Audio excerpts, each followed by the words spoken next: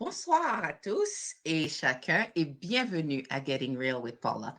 Aujourd'hui, nous parlons avec Marie-Evelyne Belinga qui utilise les contes africains pour étirer les compétences des enfants et en cultiver la sagesse. Pour nous, parents et grands-parents, elle nous ramène à ces moments précieux de notre enfance où nous nous enfuissions dans les bras de nos parents et allions explorer des mondes inconnus. Pour les enfants, c'est un temps précieux qui est investi dans le développement de leur imagination, de leur créativité et aussi un moment où on renforce les liens familiaux. Donc, sans plus tarder, Marie-Evelyne, pourrais-tu nous parler un peu de ta réalité actuelle? Qui es-tu, les projets dans lesquels tu es impliquée et autres? Merci énormément, Paula. Je suis tellement ravie de me joindre à cette conversation avec toi, avec notre précieuse communauté. Je suis en fait Marie-Evelyne Belinga, je suis philosophe, j'ai une formation en philosophie. J'ai grandi en Afrique de l'Ouest, donc au Sénégal en particulier, mais j'ai aussi eu un moment au Libéria. Je suis de plusieurs cultures, donc mes parents, mon papa est camerounais, ma maman est québécoise, et j'ai vécu dans de multiples horizons africains.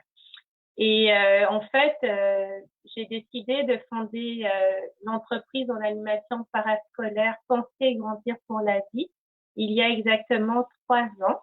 Après avoir fait le constat en tant que femme noire, mère aussi de 2 enfants afrodescendants, que les possibilités de développement des enfants noirs, afrodescendants et la possibilité aussi de se retrouver dans des représentations constructives, enrichissantes, était quasi inexistante dans notre univers québécois. J'ai surtout étudié et enseigné dans le milieu québécois et je me suis dit que j'avais quelque chose à apporter à partir de mon héritage. Et voilà, une des choses qui m'a quand même touchée pendant mon processus de réflexion et ma volonté d'offrir cet héritage-là, c'est que j'ai grandi quand même un bon moment de ma vie en Afrique et donc presque 17-18 ans, je me considère comme africaine, mais la colonisation et les effets de la colonisation sont encore extrêmement puissants à l'intérieur de nos imaginaires. Alors, même si on a vécu en Afrique, parfois, l'éducation que l'on a reçue a mis de côté cet héritage précieux qui vient de nos racines et de nos origines.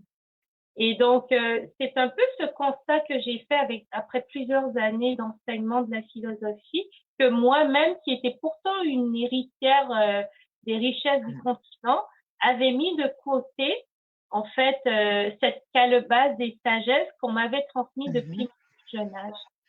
Et donc, je me suis dit qu'il était important et urgent pour nous, parents, éducateurs, et qui avons aussi une certaine responsabilité de transmission de nos cultures, de favoriser un retour vers cette transmission orale et culturelle dans laquelle nous avons tous puisé.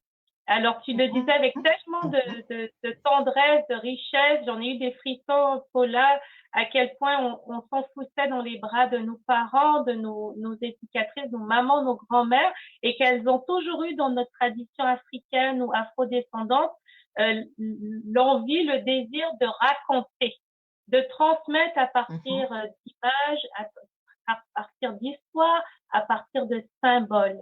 Et ce qui est assez exceptionnel, Paula, c'est que pour la philosophe que je suis, je me suis appliquée à étudier les contes africains.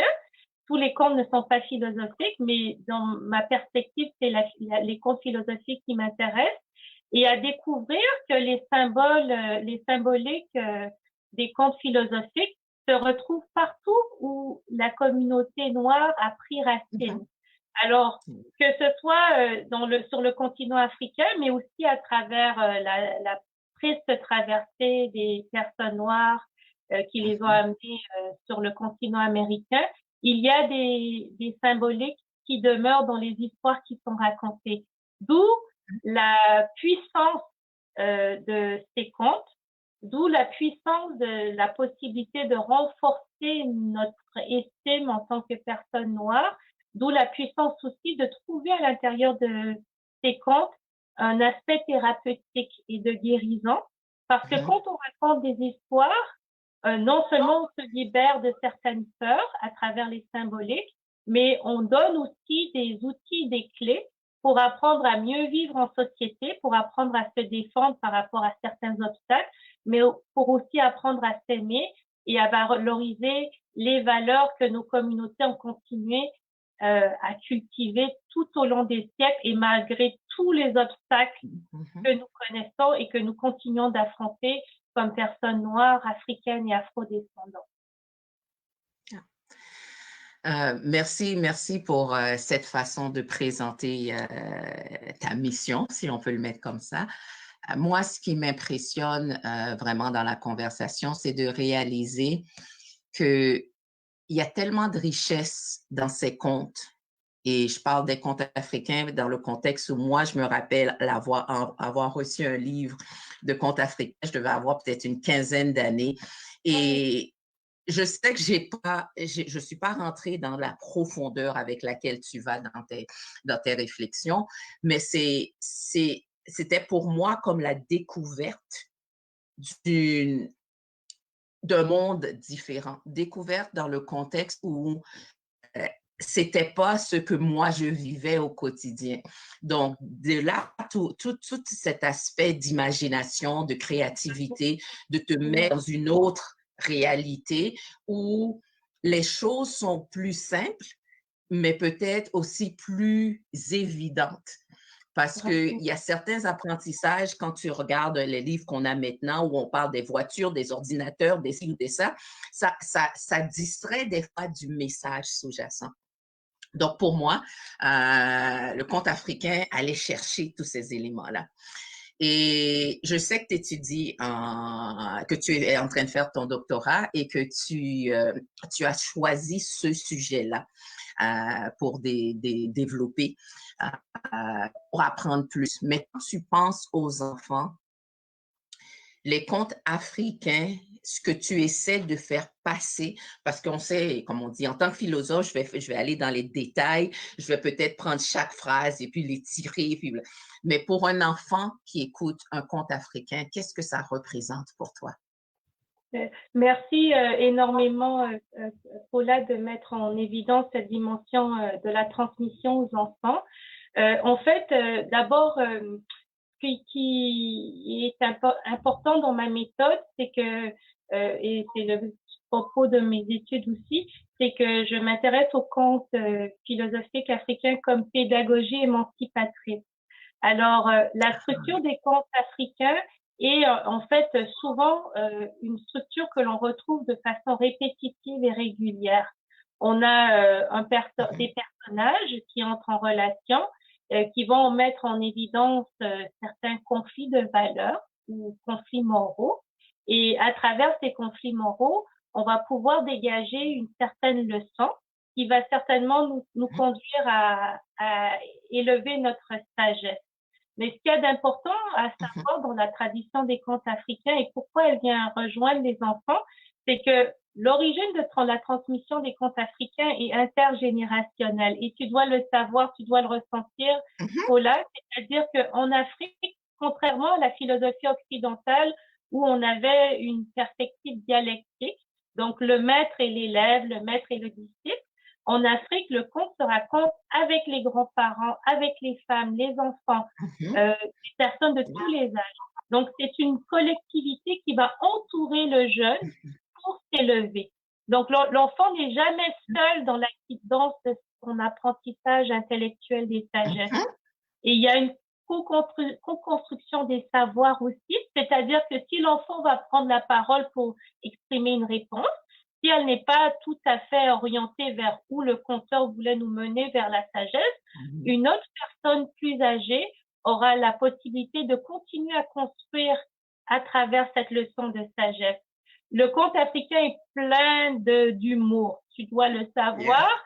Et on aime Mhm. rigoler, tu sais, on est toujours dans les paraboles, on est tout le temps dans Mhm. l'humour pour transmettre une information, une histoire. Eh bien, l'humour va venir canaliser un peu le sentiment parfois d'effort, de stress qui peut être lié à l'apprentissage d'une nouvelle connaissance. Alors, en ce sens-là, il a quelque chose aussi de très bienveillant pour les enfants. Et les contes que j'aime le plus utiliser, ce ne sont pas tous les contes qui mettent en scène des animaux, mais très souvent, les contes d'Afrique de l'Ouest vont mettre des Mhm. animaux célèbres, les crocodiles, on va avoir le lièvre, la tortue, plusieurs animaux. Et ce qu'il y a d'intéressant, c'est que ces animaux-là ne sont pas ni genrés et n'identifient pas un adulte ou un enfant comme tel, ce qui permet à Mhm. l'enfant, dans le processus réflexif, de s'identifier au personnage sur Mhm. lequel il peut réfléchir sans se sentir en danger nécessairement ou intimidé de révéler une partie de sa pensée ou une partie de ses préoccupations Mhm. aux autres. Parce que quand on va poser la question, par exemple, qui est courageux, qui est peureux, dans le conte, alors tu vas voir les enfants qui vont tout de suite déterminer l'animal n'a pas fait Mhm. preuve de courage, mais à partir de là, l'enfant va pouvoir exprimer que moi aussi j'ai déjà eu peur. Mais finalement, la distance que le personnage va donner va permettre finalement une bienveillance dans l'acquisition des valeurs morales, des valeurs communautaires Ouais. qui vont être indispensables pour vivre en société. Pour moi, quand je pense au conte africain, puis comme tu le décris, je le vois aussi, c'est tout l'aspect de bâtir les valeurs. C'est à travers les traditions, à travers le quotidien, à travers une communauté. Puis dans cette communauté-là, moi, je le mets de façon très large parce que tu parles des animaux et autres, mais c'est aussi l'expression qu'on entend souvent, c'est que ça prend un village pour élever un enfant. Et dans ce village, parfois, c'est des arbres qui vont parler, c'est des feuilles qui vont parler. Et ça fait, pour moi, ça travaille tellement l'imagination de l'enfant dans le contexte où l'information dont j'ai besoin va m'arriver de quelque part, va me rejoindre et j'ai pas toujours besoin d'aller chercher quelqu'un spécifique. Tandis que quand on regarde la culture nord-américaine, souvent l'idée est que tu vas trouver papa, tu vas trouver maman, tu vas trouver grands-parents, oh, tu touches pas à ces genres de personnes, alors que, tu sais, c'est, comme tu dis, ça vient avec des jugements sous-entendus. Tandis que là, ça t'ouvre une plage de ressources qui sont complètement différentes. Je suis adulte maintenant, ben enfin finalement, ou peut-être.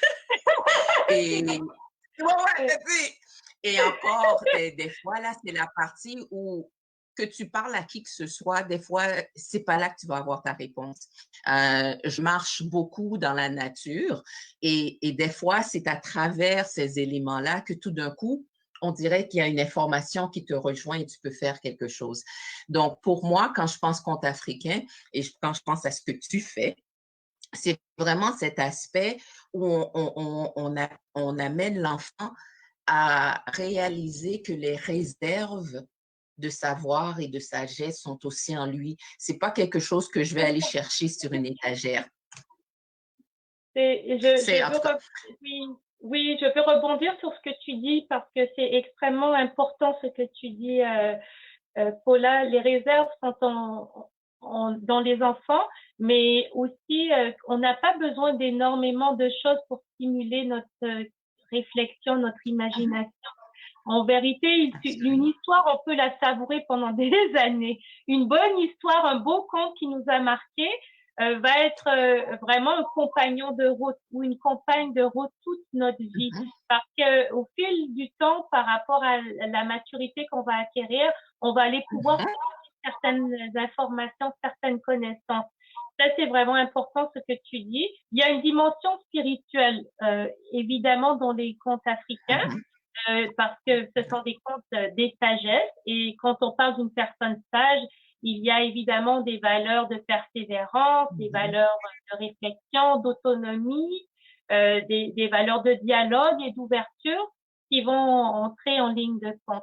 Ce qui m'intéresse aussi dans la transmission des contes philosophiques africains, c'est qu'on a souvent oublié les femmes dans la transmission philosophique.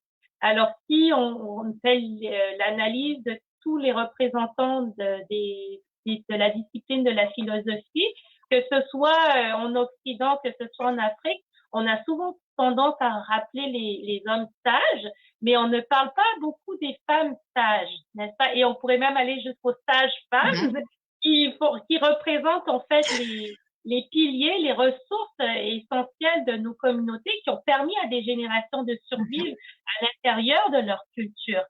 Et donc, les contes sont souvent transmis par les mamans, les grands-mamans, les femmes.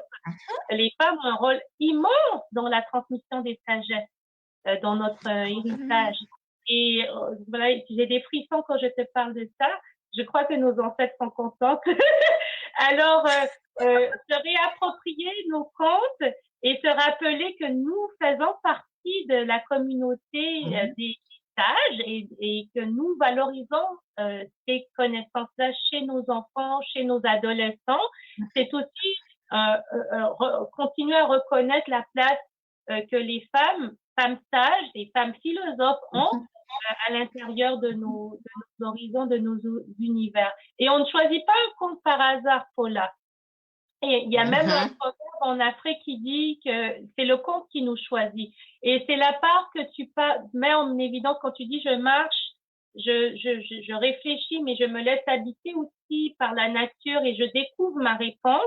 Il y a une part intuitive que peut-être en philosophie occidentale, on a mis de côté à un certain moment, surtout à partir du siècle des Lumières, il y a une division très stricte entre la rationalité et l'intuition qui n'était pas considérée nécessairement comme une habileté logique, raisonnable, qui pouvait être objective. Alors, dans la philosophie occidentale, on l'a mise de côté, mais la philosophie africaine et les contes africains sont plus holistiques. Ils prennent en considération à la fois les émotions, à la fois l'intuition, à la fois le raisonnement.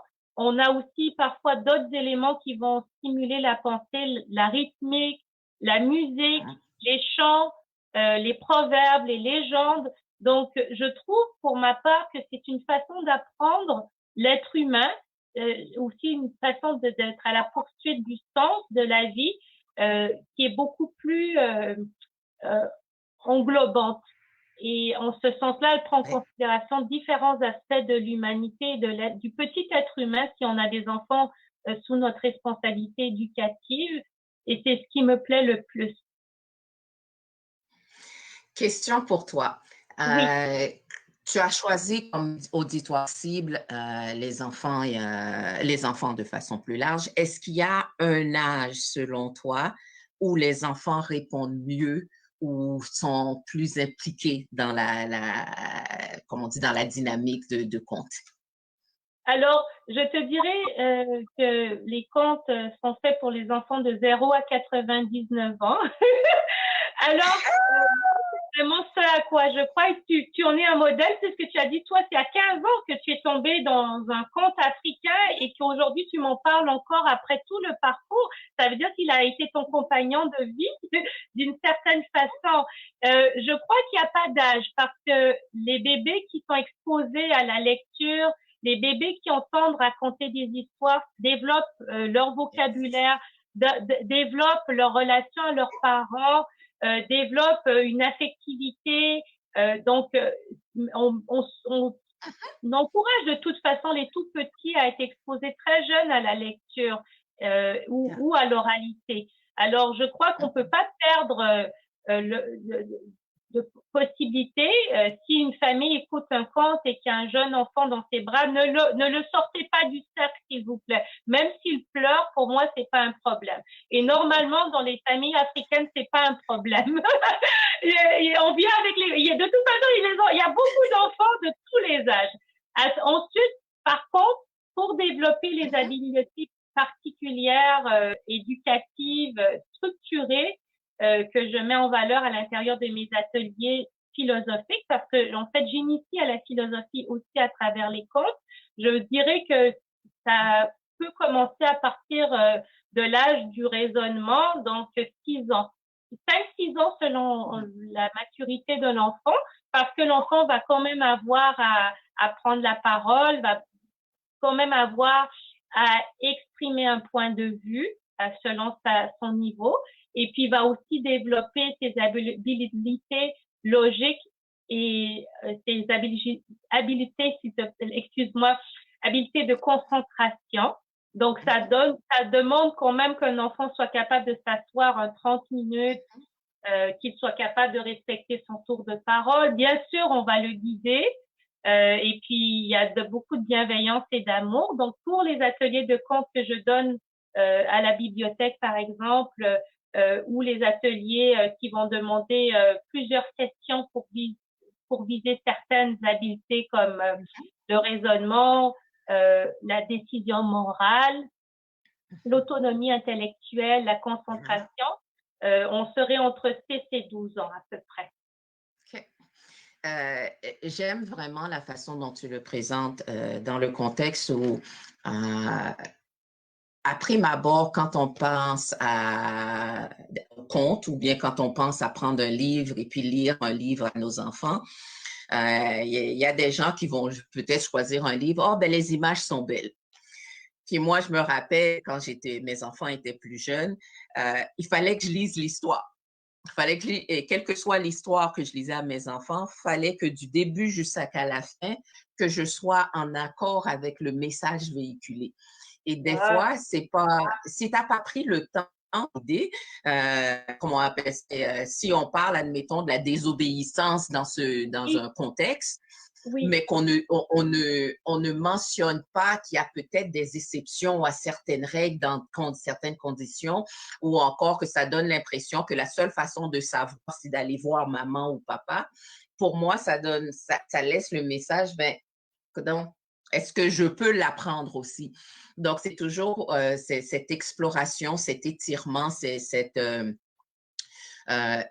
reprise de possession de ce que moi, le rôle que j'ai dans cette conversation-là. Et en tout cas, des fois, là, je me rappelle quand je disais je me rappelle des jeunes, quand je racontais des histoires avec mes enfants, on savait quand on commençait, mais on ne savait pas quand est-ce qu'on finissait. Parce que des fois... C'est meilleur qu'aux histoires. C'est ça, c'est comme l'histoire a peut-être pris, comme on dit, aurait peut-être dû prendre 10 minutes à lire. On se retrouve à prendre peut-être une demi-heure, 1 heure, et peut-être quelques jours plus tard, l'enfant revient puis il te pose une question. Tu sais, maman, dans quand ta tata a fait telle chose, et puis là, tu dis, ah, ça continue à travailler. Et c'est pour moi la valeur ajoutée, parce que c'est la partie où on raconte, on travaille avec nos enfants à travers ce processus-là pour leur permettre de se découvrir, pour leur permettre de déterminer quelles sont les actions que je devrais entreprendre, quelles sont les façons de réagir à certaines choses. Donc, pour moi, les contes, en tout cas avant même que je te rencontre, pour moi, les contes sont une façon de travailler toutes les dynamiques familiales, de mettre en place certaines choses qui vont supporter certains comportements. Donc, c'est énorme.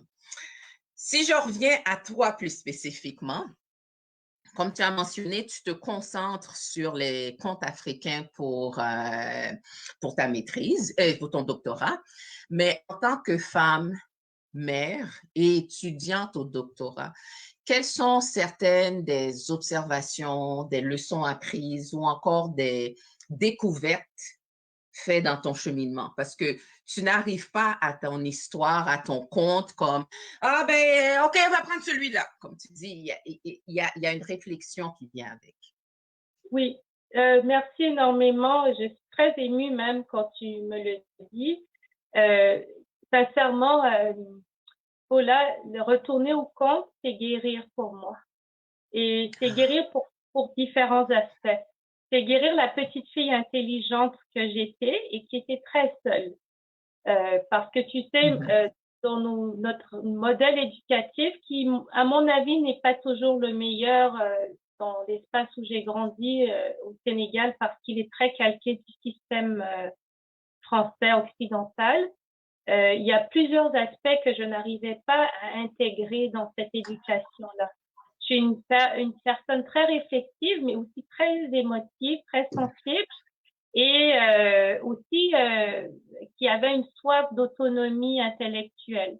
Et on me ramenait tout le temps à ma place, là. Tu peux pas dire ça, tu peux pas penser, tu peux pas dépasser les limites qu'on t'a dit. Quand je demandais pourquoi tu poses trop de questions, tu penses trop, c'était souvent dès 7-8 ans quelque chose qui m'était reflétait pas nécessairement dans ma famille. Mes parents avaient quand même l'accueil de notre individualité, mais dans la société en général. Donc, retourner au conte philosophique africain, c'est pour moi prendre soin des enfants qui ont une soif d'autonomie. C'est reconnaître la pensée des enfants. Les enfants pensent, on le sait. Nous qui sommes parents, c'est vrai que parfois, comme éducateurs, on n'a pas les outils toujours pour répondre à des questions comme la mort ou la sexualité ou la dépression. Alors, les contes peuvent être un outil, justement, en choisissant un conte qui va traiter. Écoutez, juste dans mes groupes, j'ai des livres de 80 à 90 contes, c'est des petites histoires. On peut très certainement trouver un thème qui nous permet d'entrer dans la matière, sans nécessairement avoir à entrer ou à déstabiliser l'aspect pudique de certaines familles, de certaines paroles transmises, etc. Donc, ça m'a permis de réconcilier l'enfant qui avait soif d'apprendre, l'enfant philosophe. Ça me permet de me réconcilier aussi avec l'image que j'ai eue des personnes philosophes où ce n'était que pratiquement des hommes blancs, occidentaux. Et là, en redécouvrant ça, je me dis, mais tout l'héritage que j'ai comme philosophe, moi, j'ai voulu devenir enseignant de philosophie à 17 ans. C'est rare, mais c'était comme ça, c'était tracé pour moi. C'était ma passion, je suis une philosophe. Ben, j'ai longtemps hésité parce que je n'avais pas de modèle. Et quand j'étais aux études, c'était la même chose. J'avais très peu de modèles et encore moins de modèles de femmes noires ou de femmes racisées. Donc, de retrouver les contes et de me rappeler que ces sagesses principales, c'est les femmes qui me les ont transmises dans ma communauté. C'est aussi une façon de reprendre mon leadership, mon empowerment de femme. Et ça me donne beaucoup d'estime de moi.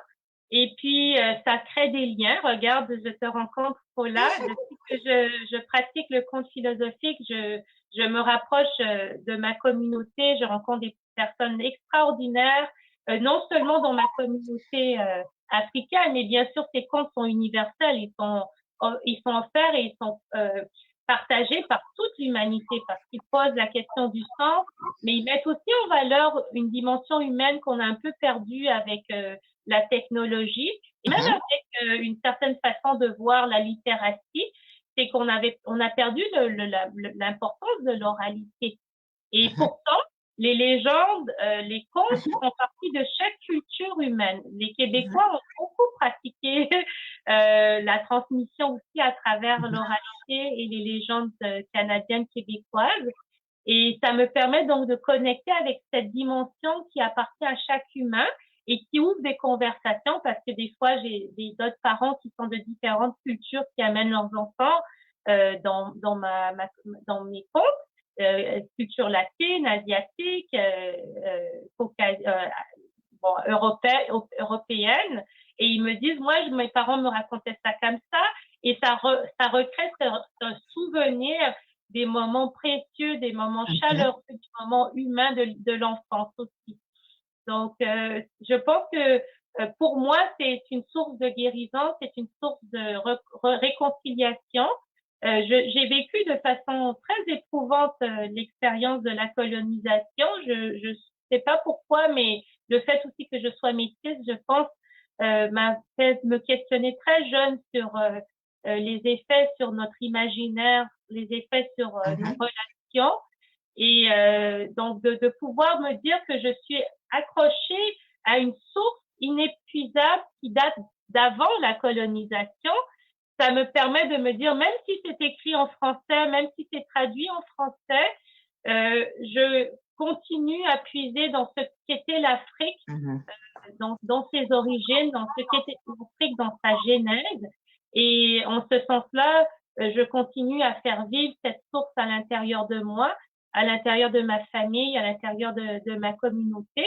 Et plutôt que de pleurer sur mon sort, ben, je continue à avancer et faire avec le bagage, pas toujours facile à concilier, mais que j'ai hérité. Donc, tant que je construis, tant que je crée, tant que j'essaie de donner un sens à ma vie, un sens à ce que j'ai pu vivre de façon parfois riche, mais aussi souffrante, ben je continue à exister.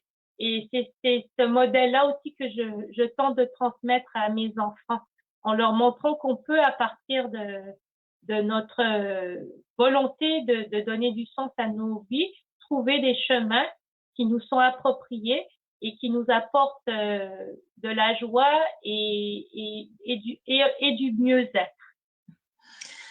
C'est pour moi, comme on dit, ce que tu dis est tellement en alignement avec mes valeurs dans le contexte où on est dans une société qui essaie de nous mettre des modèles ou des carcans pour déterminer qui on est, comment on devrait agir, pourquoi on devrait agir et des choses du genre.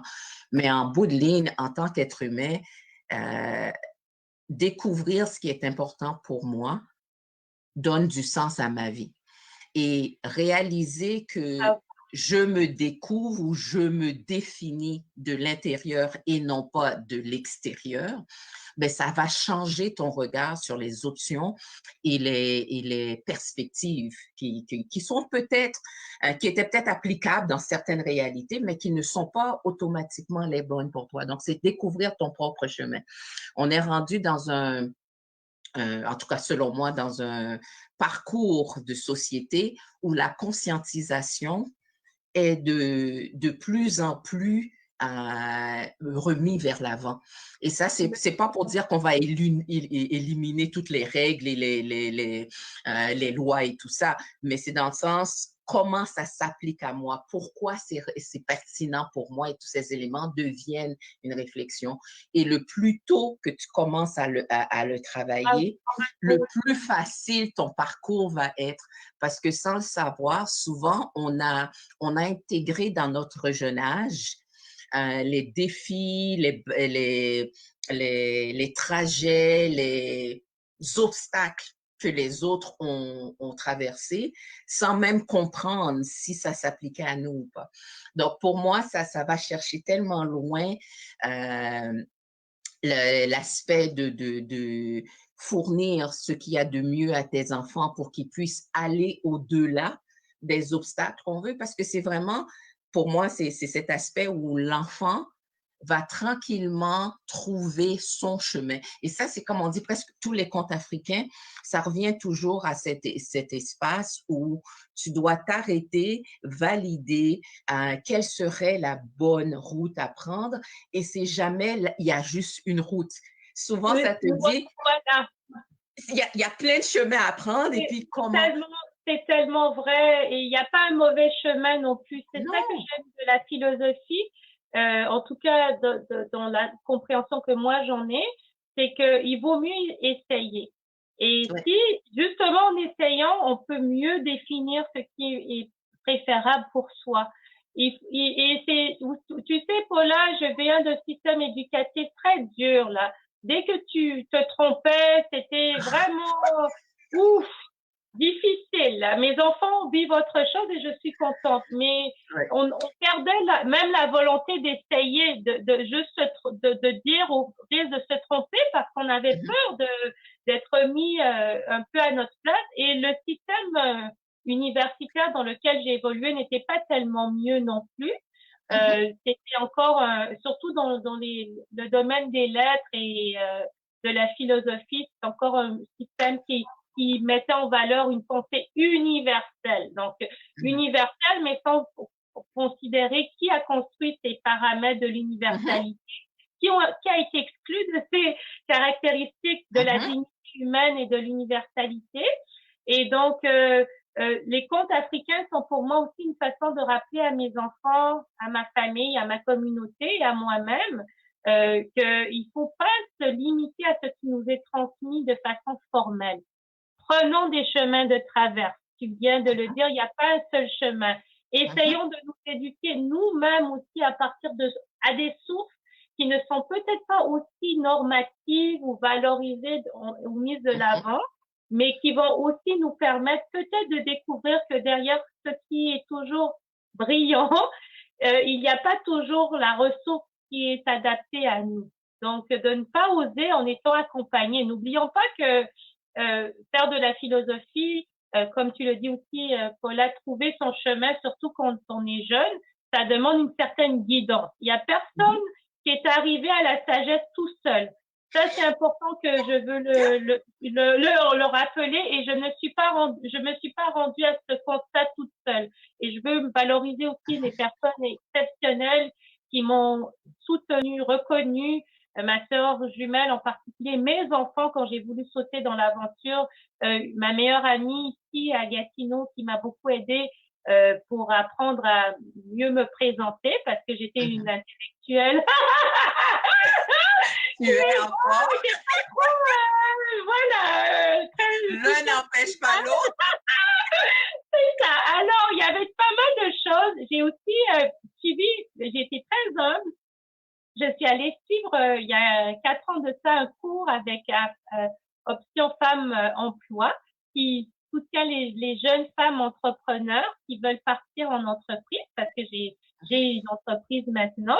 Et ce qui m'a le plus passionnée, c'était les premières à soutenir mon projet. Quand je l'ai présenté en milieu académique, c'était quoi? De la philosophie pour enfants? Quoi? Et le conte africain, alors ce qui était déjà bien, les cadres étaient bien définis, la boîte était bien faite, mais dans ce milieu-là, j'ai pu vraiment développer ma créativité avec d'autres femmes, apprendre à me découvrir aussi dans mon leadership et puis continuer à grandir à travers cette expérience-là. Et je peux dire que beaucoup de femmes sont à la source de cette réussite-là. Je peux vraiment le mentionner. Donc, en ce sens-là, je crois que c'est un projet collectif. Je trouve ça intéressant parce que là, on diverge un peu du point de départ, mais en même temps, c'est tellement connecté au point de départ. C'est la façon dont les hommes fonctionnent versus la façon dont les femmes fonctionnent. En tant que femme, on a tendance à travailler dans un contexte plus communautaire, plus de collaboration. Donc, quand on regarde la plupart des systèmes éducatifs et tout ça, là, ça n'a pas été établi comme ça. C'était vraiment des silos. Donc, des fois, là, et je t'entends parler, puis pour moi, ça me dit tellement de choses, parce qu'en tant que femme, tout ce que je fais dans mon parcours, c'est pour aider les autres à passer plus facilement à travers des difficultés que moi, j'ai déjà connues. Merci. Donc, que ce soit mes enfants, que ce soit mes neveux, nièces, que ce soit des gens en milieu de travail, c'est de leur permettre de faire sauter tous ces carcans qui vous disent qu'il y a juste ça qui peut fonctionner. Merci. Donc, c'est une autre réflexion. Et c'est énorme. Et quand on commence à ouvrir cette réflexion aux jeunes beaucoup plus tôt, ça leur permet de se remettre au centre de leur développement, de C'est se tellement beau. voir et de se voir comme j'ai quelque chose, j'ai une valeur ajoutée, je peux amener une conversation. Tu es descendante afrodescendante, je suis afrodescendante et je me rappelle des conversations. Puis pour ça, je dois dire, je remercie mes parents à n'en plus finir. Dans notre communauté, mes parents étaient considérés comme des gens qui étaient un peu trop laissés aller. Mais en fait, ce que nos parents faisaient avec nous, c'est qu'ils nous donnaient les outils pour qu'on puisse prendre les meilleures décisions sans intervention de 200 000 personnes. Donc, je n'avais pas besoin de parler à 15 de mes amis pour déterminer est-ce que je devrais le rappeler ou pas? Qu'est-ce que tu en penses? Non! Donc, C'est un très beau point, Paula. Et c'est important pour nos enfants dans un contexte dans lequel on vit maintenant, pandémie ou pas, c'est que les choix sont tellement plus larges qu'ils étaient il y a peut-être 20 ans, il y a peut-être 50 ans. Mais des fois, on essaie encore d'appliquer les modèles d'il y a 50 ans, d'il y a 100 ans et autres, en se disant que ben, ça va fonctionner. Ben, c'est parce que ça emprisonne certains. Donc, il y en a qui sont tout à fait à l'aise dedans, fantastique. Bravo.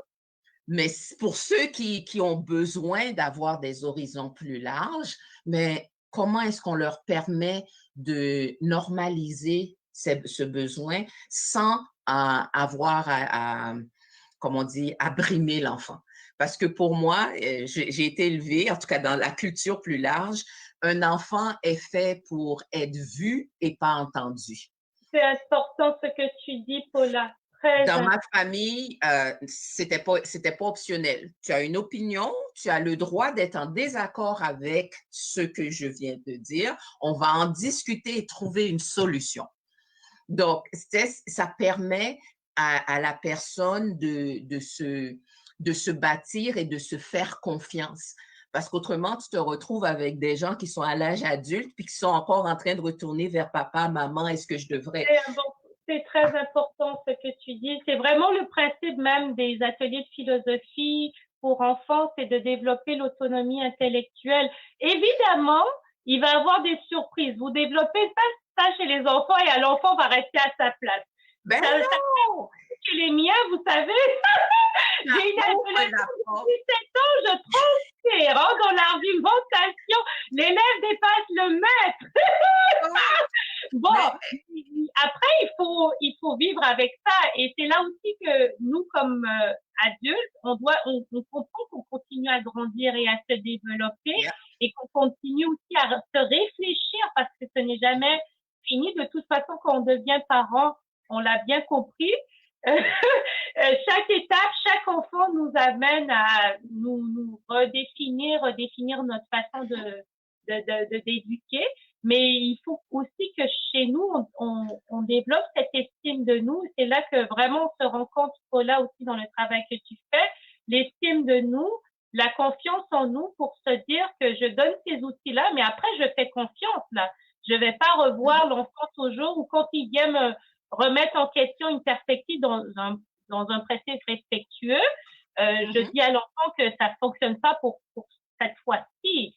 Donc, il faut que nous aussi, on soit prêts en faisant le cheminement. Et c'est là que le conte en famille nous aide parce que le parent participe aussi. Le parent aussi montre vulnérable. Il va raconter des moments peut-être où il a vécu une certaine peur, une certaine frayeur, comment il l'a dépassé. Et l'enfant peut, à travers ça, considérer, mais maman, papa aussi, ou mon grand frère parfois vit ça. Mais le courage, c'est être capable quand même de faire face à ces peurs. Et tu mentionnes très bien, Paula, et moi aussi, j'ai vécu dans un milieu qui se ressemble parce que je suis quand même dans la quarantaine et nos parents, mais mon père en particulier, c'était pas quelqu'un qui parlait vraiment, très pudique sur ses émotions, etc. Mais depuis que je pratique le conte, j'ai commencé à lui transmettre et tout ça. Et il a commencé à me raconter des histoires de son enfance que je n'avais jamais entendues sur le Cameroun et des contes camerounais. Et on passe du temps merveilleux ensemble où je redécouvre mon père aussi. Et en fait, même son petit côté rigolo et ludique, parce qu'il y a l'enfant en lui qui, qui sort du cadre. Donc, je peux pas vous dire à quel point raconter des histoires en famille nous transforme tout un chacun. Et on n'a pas besoin nécessairement d'un livre, n'est-ce pas? Les livres, c'est pour nous donner la piste, c'est pour nous ressourcer, mais sortir de notre héritage aussi, et on peut aussi coller des contes ensemble. Je suis pas une personne non plus qui refuse la créativité de poursuivre la conversation d'un conte à partir de notre propre imaginaire aussi. Ce à quoi tu me fais penser, parce que je travaille dans le domaine du leadership et comment dire, le changement et aider les gens à gérer le changement, ce que je remarque tout le temps, c'est cet aspect où en tant que société, on a priorisé le savoir et le savoir-faire, mais on n'a pas outillé les gens avec le savoir-être. Et Bravo. ce que tu fais, c'est ça, là. Je commence à travailler avec les enfants assez jeunes pour qu'ils développent leur savoir-être. Parce que le savoir-être va te permettre de décider quel savoir ou quel savoir-faire que je dois intégrer dans cette situation.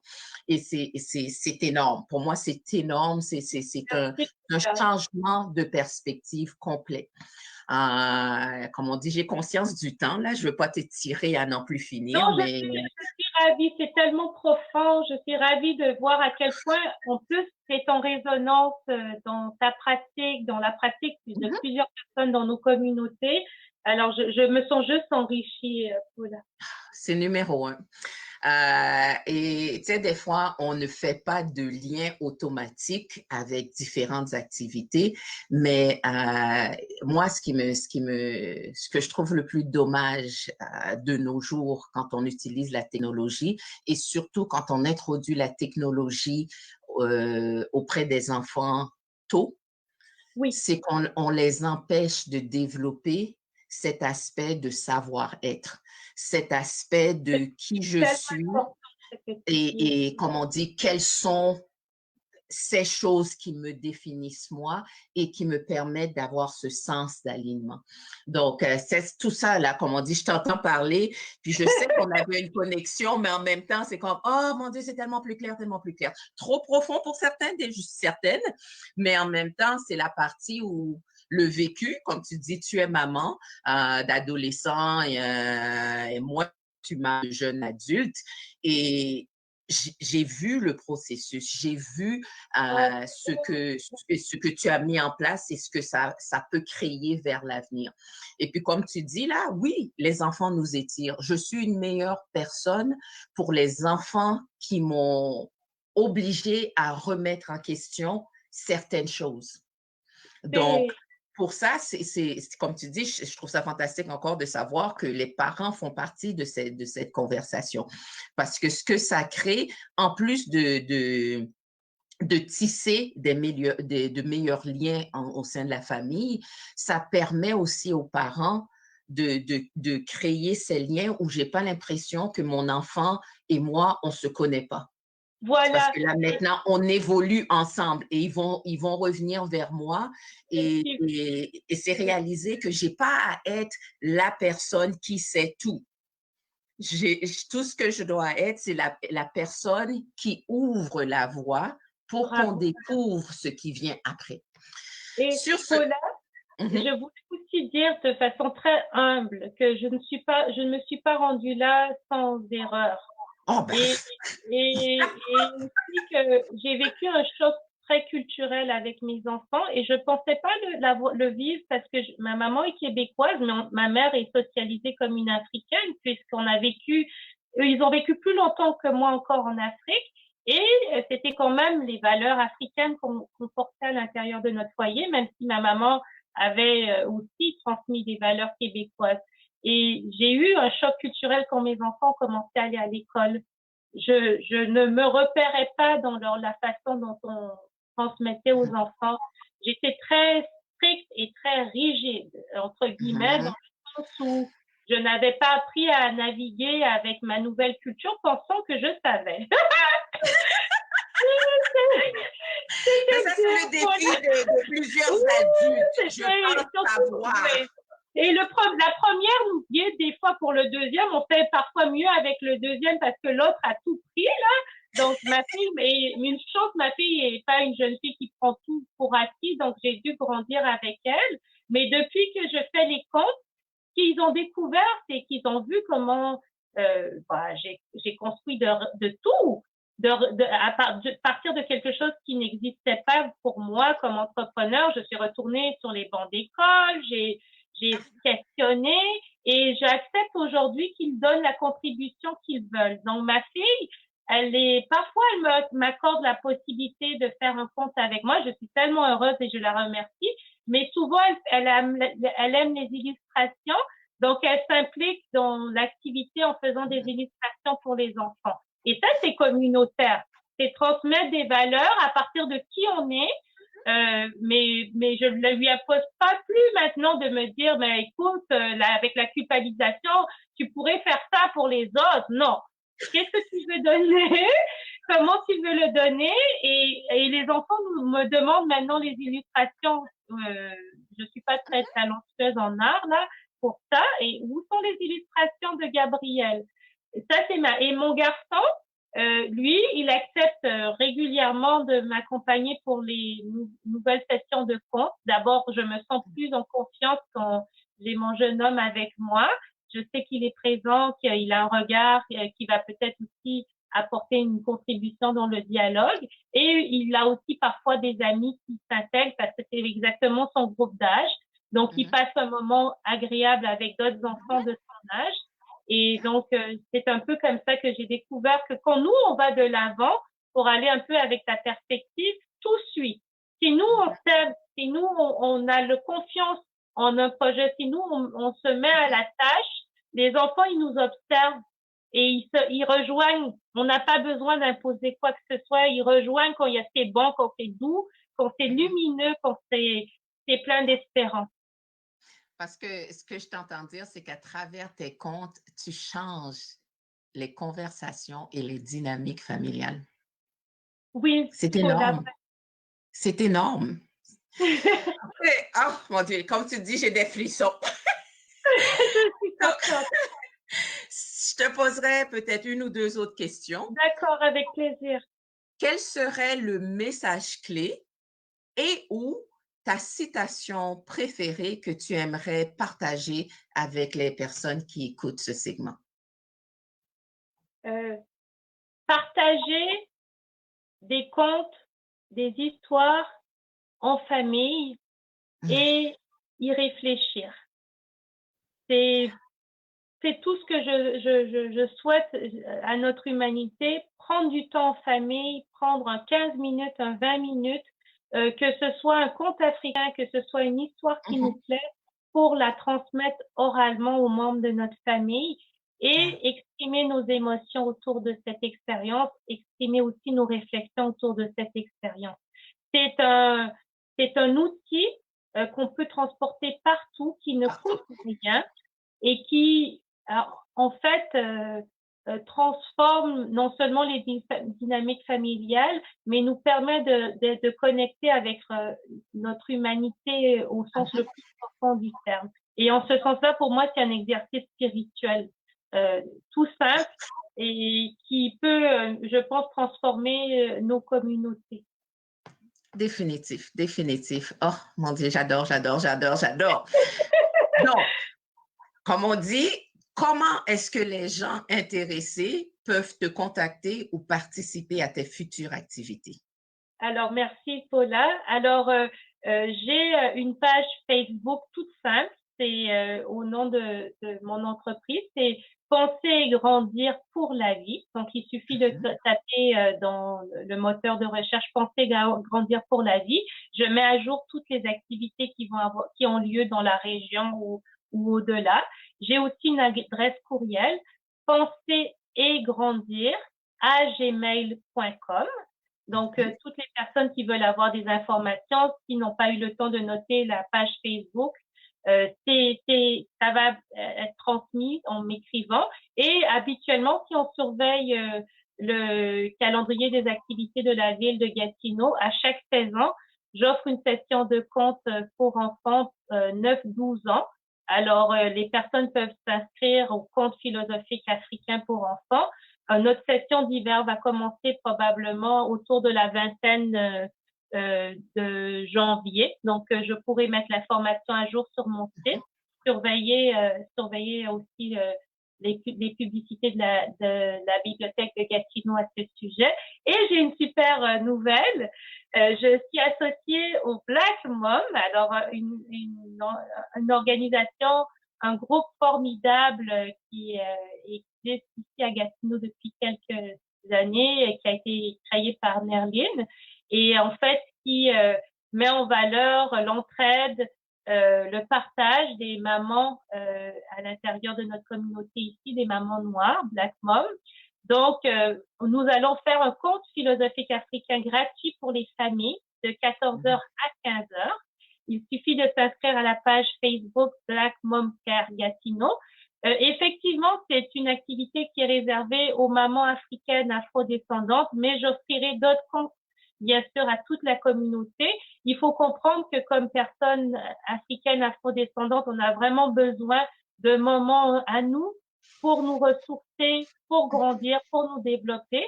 Donc, cette activité est offerte aux mamans afrodescendantes et d'origine africaine. Vous pouvez vous inscrire à la page Black Mom Care Gatineau Facebook, la page Black Mom Care Gatineau Facebook. Et si vous voulez d'autres informations, vous pouvez aussi m'écrire au courriel que je vous ai indiqué. Et on vous attend. Ça va être un moment merveilleux. On t'attend aussi, Paula, si tu as l'opportunité de te joindre à nous. Moi, j'ai tellement hâte de passer ce moment merveilleux avec les mamans que j'admire. Merci, merci, merci. Puis, comme on dit, pour ceux qui ne le savent pas, la première fois que j'ai rencontré Marie-Evelyne, c'était justement dans une session où elle a présenté un conte africain. Puis, je me rappelle, pendant qu'elle le présentait, c'était toutes les idées qui me venaient à la tête et c'était de réaliser aussi dans cette conversation plus large avec d'autres mamans et jeunes adultes, c'était de réaliser, tu arrives avec une perspective et quelqu'un t'amène une autre façon de voir, une autre façon d'interpréter et tout d'un coup, c'est un peu comme si tout change. Et pour moi, écoute, j'adore ça. L'expérience, je l'ai vécu moi-même. Oui, mais en tout cas, pour moi, ce que je trouve fantastique, c'est qu'il y a certaines histoires que tu vas lire et relire et relire et qu'en fonction de ton parcours de vie, tu vas découvrir d'autres éléments dedans. C'est tellement beau ce que tu dis, vraiment. Et comment mieux outiller nos enfants pour qu'ils apprennent comment dire, à travailler sur qui ils sont, mais aussi sur cette ouverture d'esprit pour pouvoir trouver des solutions qui sont différentes de peut-être ce que je vois à premier abord. Donc, un gros merci. C'est moi qui te remercie du fond du cœur, qui vous remercie de m'avoir donné cette opportunité de m'enrichir aussi en voyant à quel point vraiment c'est un travail collectif, mais que les personnes qui aiment grandir se rejoignent et se nourrissent aussi. Et on est nombreux à vouloir continuer à fleurir à travers, dans nos communautés, avec nos communautés et aussi au-delà de nos communautés. Parce que je te dirais qu'il y a beaucoup de gens qui ont faim. Oui. Donc, ce genre d'informations, il y a des faim qui ne sont pas assouvis par de la nourriture. Donc, à travers ce que tu fais, c'est que non seulement je me réveille à cette possibilité qu'il y a autre chose en moi que je peux transférer à d'autres. Merci, Paula. Donc, merci encore. Ce fut hyper, hyper, hyper agréable. C'est un rendez-vous pour tous et chacun le 19 décembre de 3 à 4 heures. Venez, amenez vos enfants. Ne vous inquiétez pas s'ils font peut-être un peu de bruit derrière. En bon, comme on dit en bon québécois, on s'en fout. Il n'y a pas de ça entre nous, là. Vous amenez les enfants, voilà. Sentez-vous à l'aise. Donc, à la prochaine. À la prochaine. En espérant vous voir nombreux.